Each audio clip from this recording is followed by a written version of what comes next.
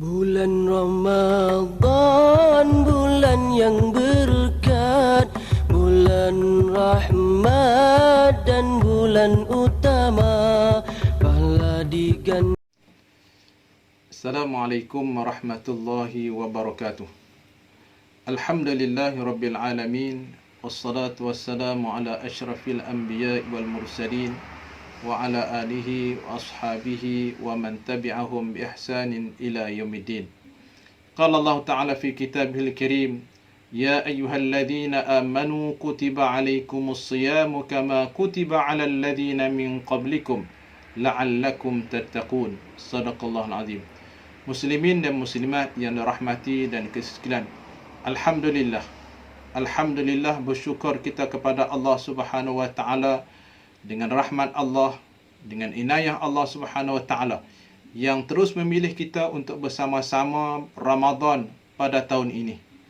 Walaupun kita diuji dengan COVID-19, mudah-mudahan kita dapat melalui ujian Allah Subhanahu wa taala ini dalam melaksanakan tuntutan fardu Allah Subhanahu wa taala, mengerjakan puasa dalam masa yang sama kita memberi taat patuh kepada arahan pemerintah yang cuba mengawal penyakit yang berjangkit yang sedang melanda negara dan dunia ketika ini.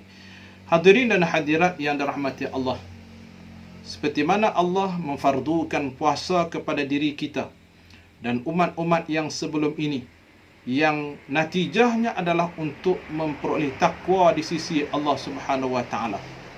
Yang kita tahu sedia maklum bahawa bulan Rejab yang sebelum ini Allah mewajibkan, memfardukan secara Isra' Mi'raj adalah untuk mengerjakan sembahyang 5 waktu. Dan Allah menjadikan bulan Ramadan pula adalah sebagai tanda keimanan dan keislaman kita dalam menurut perintah Allah Subhanahu wa taala. Dan jangan lupa juga bahawa selepas Ramadan kita akan berhadapan bulan Zulhijjah, juga adalah merupakan fardu Allah SWT, rukun Islam yang terakhir. Cuma bulan Ramadan ini adalah proses madrasah tarbiyah daripada Allah Subhanahu wa taala dalam bentuk roh kita. Roh kita, bagaimana kita nak berhadapan dengan ujian-ujian Allah Subhanahu wa taala. Secara khususnya kita tahu sedia maklum bahawa bulan Ramadan ini syaitan-syaitan telah dipenjarakan oleh Allah Subhanahu wa taala. Jadi inilah masa ruang peluang kepada kita untuk mempertingkatkan keimanan, ketakwaan kita kepada Allah Subhanahu wa taala dengan mengerjakan puasa.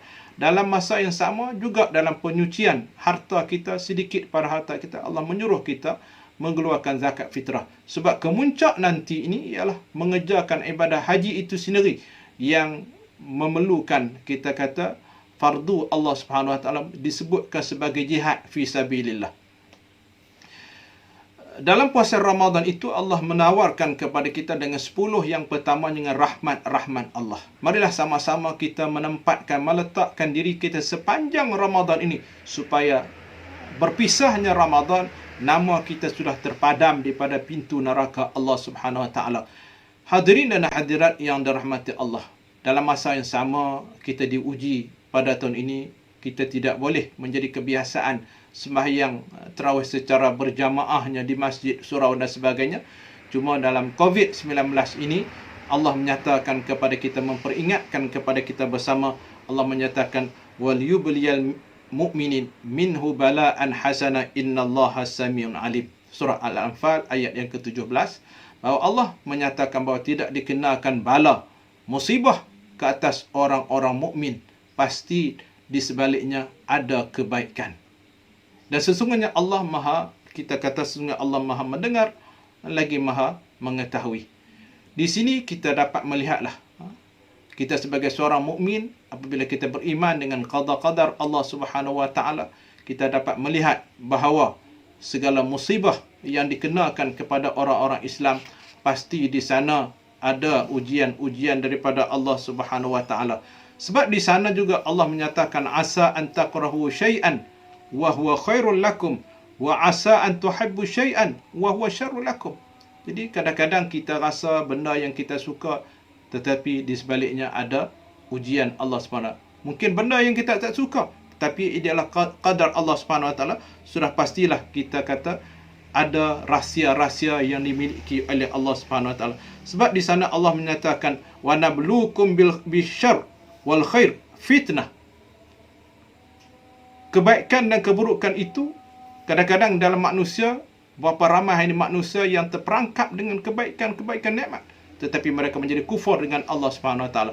Berapa ramai manusia yang diuji dengan musibah demi musibah, tetapi mereka lebih dekat kepada Allah, mereka beriman kepada Allah, mereka yakin wa ilaina turja'un, mereka yakin bahawa mereka akan kembali kepada Allah. Inilah keimanan yang perlu kita ada bersama pada kita pada Ramadan ini. Kita mengajak semua, marilah kita memastikan bahawa kita berada dalam Ramadan ini dengan kita kata mendapat rahmat Allah, dengan kita mendapat pengampunan daripada Allah, dan yang terakhirnya itqum minan nar, terbebas diri kita daripada api neraka Allah Subhanahu Wa Taala. Dan kita mengharapkan rahmat Ramadan itu sepanjang hidup kita. Yang baik itu daripada Allah, lemah kurang daripada anda sendiri.